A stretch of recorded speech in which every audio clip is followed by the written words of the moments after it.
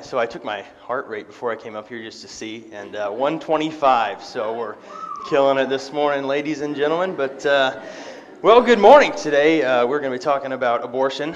I'm actually kidding. That's not going to happen. But that's, tell you what, pro-life movement is sweeping across the nation, and so that is something to be extremely excited about if you ask me. But as you guys, yes. We as a church shouldn't be standing idly by. We need to make our voices heard. And so it's glad to see that some states are protecting the sanctity of life, and so that's exciting. But no, it's been a while since I've been up here. Doesn't mean that's not why my heart rate is going. It happens every time. The first time I came up here, I was praying for the rapture, so, But yeah, the first time I came up here, the last time Brian was up here, he comes up here after a few awkward seconds because Skip wasn't going to introduce him because he'd been here a million times, but he was still waiting for an introduction. But he finally gets up here, and the first thing he says is, "I love this stool." And there was an awkward silence for like 4 or 5 seconds. Turns out he sits on a stool whenever he preaches, or whenever he was a pastor. And so I was like, well, I might do that today. I don't know. I have a lot of stuff, but we will see. So anyways, I know I talk fast, and I can tell I'm talking fast now, but it's who I am. I know that's why I get done super early. So for those of you that like to get out of here soon, I'm your guy. So, but anyways, I am. What can I say? I already got paid, so it doesn't really matter. But anyways, I am super stoked for today. Real quick before we get started, I got some new pants in the mail, and so you guys probably noticed. Thank you, Linda. Speaking of clothes, how do you guys like my shirt? Thank you. So that brings me to my next point. I am actually selling these, not for profit. It's for the church mortgage, and don't gag at the price. They're going to be expensive. Joe gagged at the price earlier. The reason they're so high is because I want a big margin to help with the debt. I don't want to be like $5 per person going. So prepare yourselves. It's not outrageous, but it's definitely more than I'm sure most of us would spend for a shirt. It's for a good cause, I promise. $85. Now, just hang on. They cost $40 for me to buy, okay? So I have to pay myself back because that would be a lot of money. So I get the $40, the church gets $45. See, I'm generous like that. And then we send that to the church mortgage to help. We're just over $50,000 with the mortgage. Seemed like 3 years ago we were at $130,000. So that thing is fallen. So that's something to be excited for. But so I'm going to be doing this. You can catch me afterwards. I'll be taking notes for people that want a shirt. You can pay me anywhere from now to whenever I get them to hand out. No rush on that, but I definitely need that before you get the shirt because, as you learned, they are quite expensive. So, Creighton, yes. It's okay if we give a little bit more than. Oh, amen. Right. I mean, I would not. If you're going to give more, that would not be a problem whatsoever. But yeah, like if you want to designate your giving, good point. Thank you for bringing that up. I actually meant to say this. If you want to designate your giving to the church mortgage, that is no problem at all. Because this thing, I feel like on the track we're going, this thing could be gone by the end of the year. Because we take what's left in the mortgage. Obviously, we don't have a full-time pastor right now. It's a huge chunk of our budget.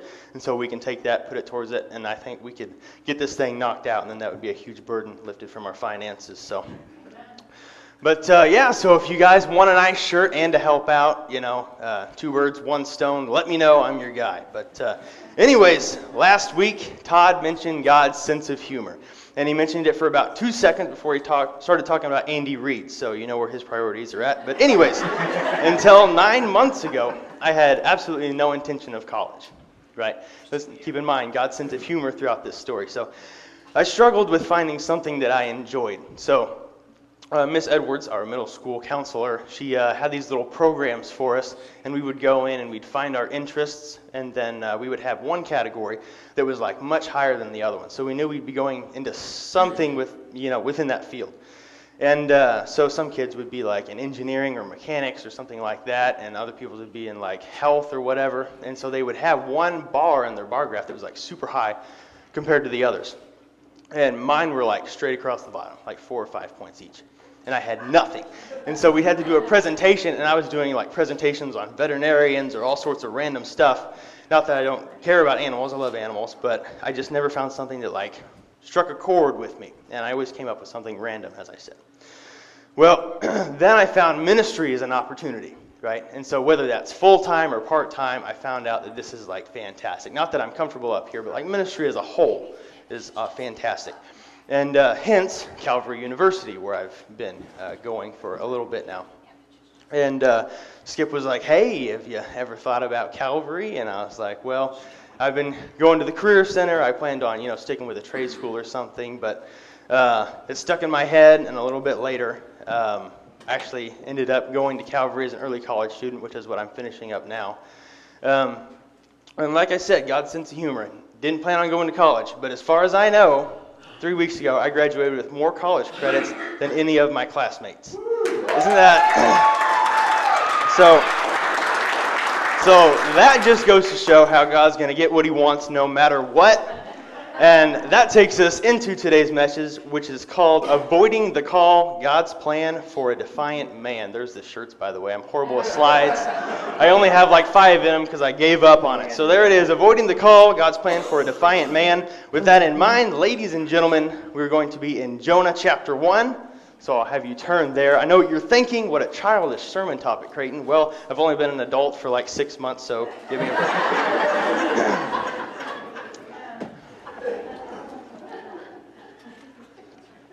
Anyhow, when you get there, feel free to stand. That way I know everyone's there, and we can get started. I have to get there myself, actually. Jonah chapter 1. What page is that? Yes, thank you. Yes.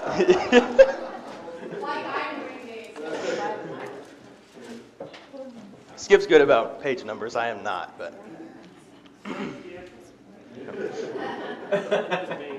Yeah, it was Tony, actually, his son, but... Yeah, he sounds just like him. All right, Jonah flees the presence of the Lord. Here we go, chapter 1, verse 1. Now the word of the Lord came to Jonah, the son of Amittai, saying, Arise, go to Nineveh, that great city, and call out against it, for the evil has come up before me. But Jonah rose to flee to Tarshish from the presence of the Lord. He went down to Joppa and found a ship going to Tarshish. So he paid the fare and went down into it, to go with them into Tarshish, away from the presence of the Lord. Verse 4 says, But the Lord hurled a great wind upon the sea, and there was a mighty tempest on the sea, so that the ship threatened to break up. Then the mariners were afraid, and each cried out to his God. And they hurled the cargo that was in the ship into the sea to lighten it for them. But Jonah had gone down into the inner part of the ship, and had laid down and was fast asleep. So the captain came and said to him, What do you mean, you sleeper? Arise, call out to your God. Perhaps the God will give a thought to us, that we may not perish. And they said to one another, Come, let us cast lots, that we may know on whose account this evil has come upon us. So they cast lots, and the lot fell on Jonah. Then they said to him, Tell us on whose account this evil has come upon us. What is your occupation? Where do you come from? What is your country? And of what people are you? And he said to them, I am a Hebrew, and I fear the Lord, the God of heaven, who made the sea and the dry land. Then the men were exceedingly afraid and said to him, What is this that you have done? For the men knew that he was fleeing the presence of the Lord, because he had told them. Then they said to him, What shall we do to you, that the sea may quiet down for us? For the sea grew more and more tempestuous. He said to them, Pick me up and hurl me into the sea. Then the sea will quiet down for you, for I know it is because of me that this great tempest has come upon you. Nevertheless, the men rowed hard to get back to dry land, but they could not, for the sea grew more and more tempestuous against them. Therefore they called out to the Lord, O Lord, let us not perish for this man's life, and lay not on us innocent blood, for you, O Lord, have done as it pleased you. So they picked up Jonah and hurled him into the sea, and the sea ceased from its raging. Then the men feared the Lord exceedingly, and they offered a sacrifice to the Lord and made vows. And the Lord appointed a great fish to swallow up Jonah, and Jonah was in the belly of the fish for 3 days and 3 nights. Dear God, I thank you so much for the opportunity to get up here for my 4th time. I pray that I can stretch it out just a little bit longer than before, but I just pray that today can be an awesome day. I thank you for everyone here. As we mentioned before, I thank you for the sacrifices that those brave men and women made in the past that we can be here today. I lift all these things up to you in your most precious and holy name. Amen. You may be seated.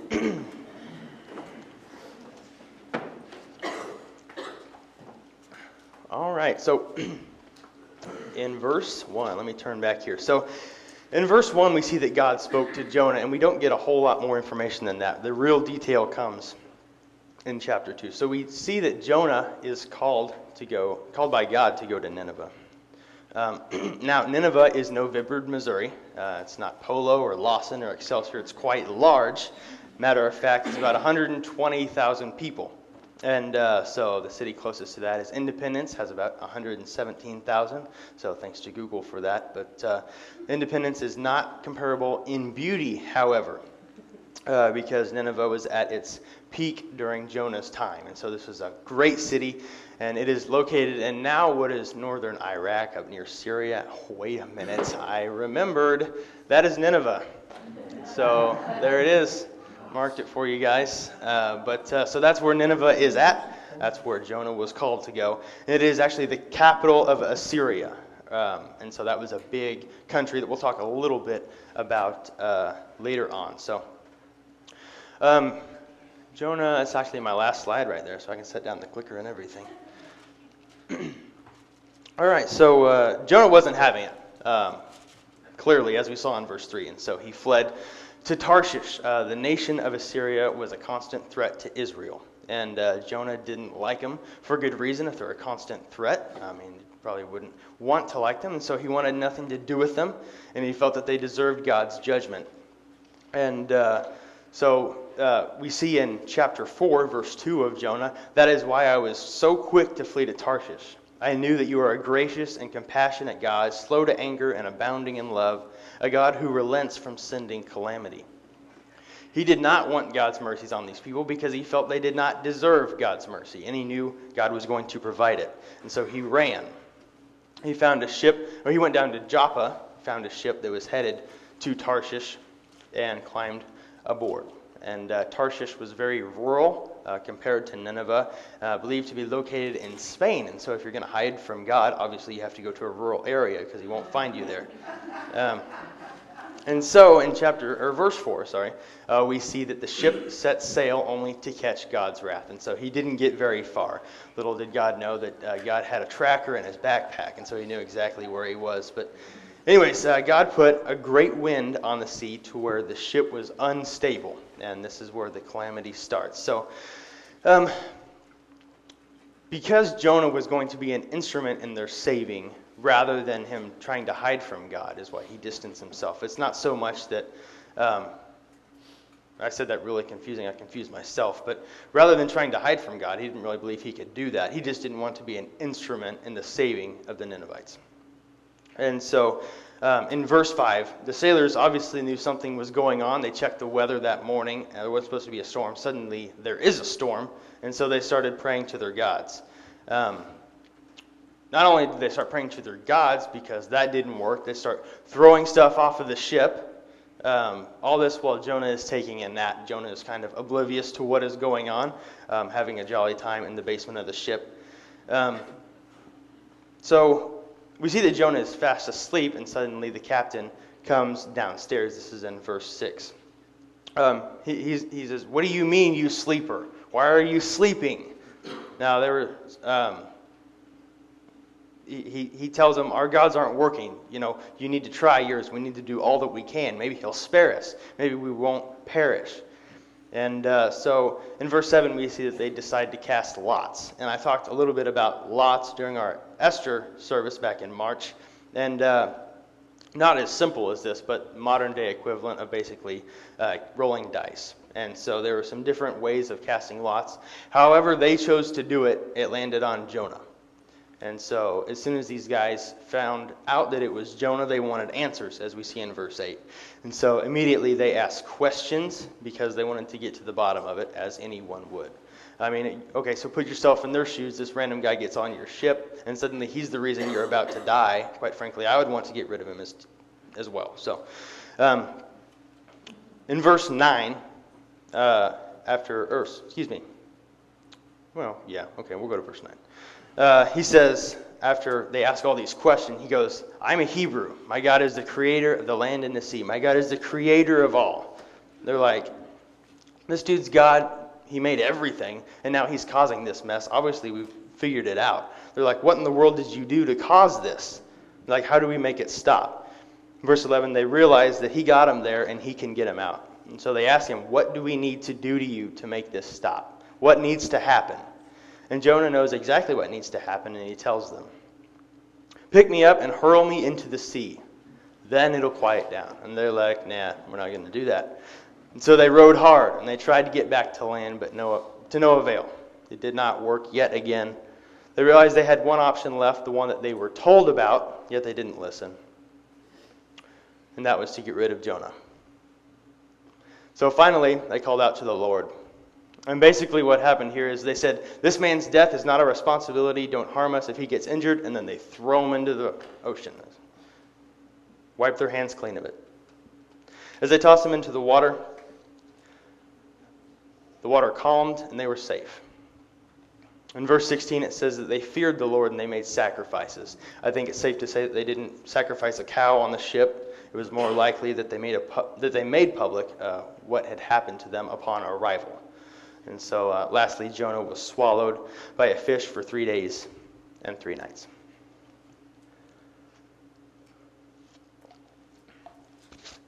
Yes, that was quick, and we're not quite done.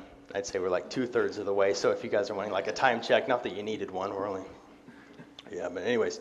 So there are some important takeaways from Jonah, and this is where I'm really going to expand on this section. But the story of Jonah is unlike any other in the Bible. Actually, my favorite story in the Bible, that's why I'm talking about it, the beauty of guest preaching. I can talk about whatever I want. Yet some question its authenticity. Why? Probably because being swallowed by a fish is somewhat unrealistic. But we see in Matthew chapter 12, where Jesus actually talks about Jonah. And so you think, well, our Lord and Savior talked about Jonah. I mean, there's got to be some sort of validity to it. And so you don't have to turn there. I'm just going to read real quick about what he has to say. Matthew 12, verse 38 says, Then some of the scribes and Pharisees answered him, saying, Teacher, we wish to see a sign from you. But he answered them, An evil and adulterous generation seeks for a sign, but no sign will be given to it except the sign of the prophet Jonah. For just as Jonah was 3 days and 3 nights in the belly of the great fish, so the Son of Man will be 3 days and 3 nights in the heart of the earth.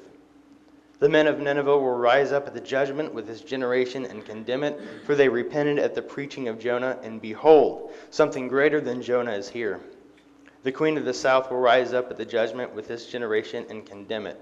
For she came from the ends of the earth to hear the wisdom of Solomon, and behold, something greater than Solomon is here. I'm not really going to expand on that, but I just wanted you guys to know that Jesus Christ talked about Jonah. And we at least know that he lived, and he even talks about him being in the belly of the fish for 3 days and 3 nights. My second point is, God cares about all people, even if we may not. And this is where I mean, if I know it's not hard to not pay attention because we've only been here for like 10 minutes, but this is important. God cares about all people, even if we may not. It's not our job to decide who we may like. Homosexuals, pro-choices, or anyone that we may not agree with, we don't decide if we like them. We're called to stand up for what we believe in. We're called to make known what we believe in, but we're not to force it on anyone who doesn't. And quite frankly, I am not exempt from what I'm about to say, but I challenge some of the stuff that I see on Facebook from people in this room. Is it a good example? Is it a loving example? If I put it up here on this screen, would you be okay with it? Is it Christ-like? Our job is to love, and Christ will do the rest. We don't get to decide who we love. Lastly, people can change, and we saw that from the Ninevites. I wasn't able to go through the whole book. I probably could have, but oh well, I did chapter 1. Lastly, like I said, people can change. Maybe next time.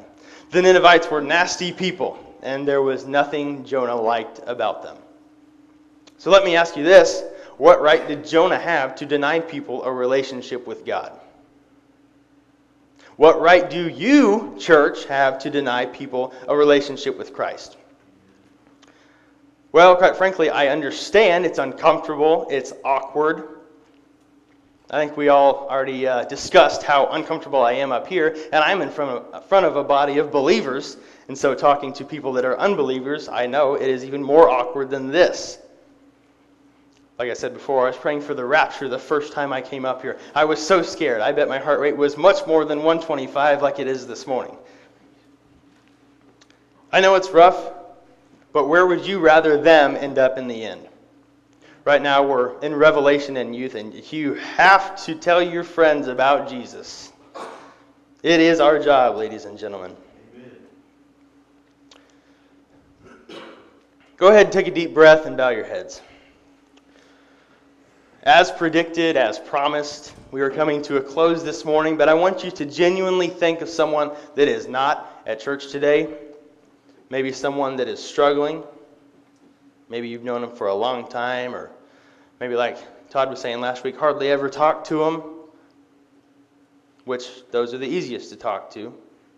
Think of the impact the church could have on their lives. Think of the impact that a relationship with Christ could have on their lives. And I want you to pray for them. Just take a moment and pray for them. Pray that Christ will give you the opportunity to do something about the lack of Jesus in their lives.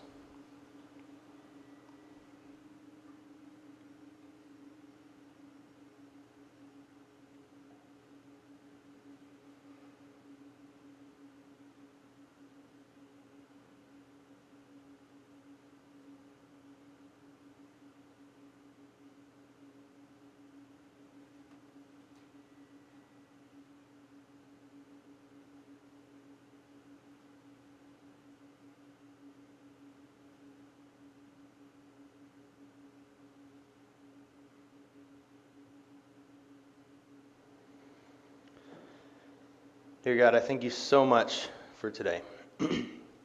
Thank you for the opportunity to yet again come up here and quite briefly share your word to this body of believers. And I pray that opportunities will come this week that are literally can't miss opportunities. I pray for the people within the sound of my voice. I pray that they will cling to you and find the strength needed in you to share the good news that you provide. Lord, I hope we've learned a lesson this morning, and I pray that while we know we probably won't get swallowed by a fish because we live in Missouri, your agenda for our lives will be completed one way or another. I pray that we can be receptive of that we will understand who you are in our lives and in the lives of others. I pray for all the people listening to my voice, live or in the recording, that if they have questions, they will ask. If they don't know you, that they will ask. I pray for all these things. I lift them all up to you in your most precious and holy name, I pray. Amen. Ladies and gentlemen, quite early as promised, you are dismissed. I would encourage you to go to the Big Serve planning meeting at this time. We always need help.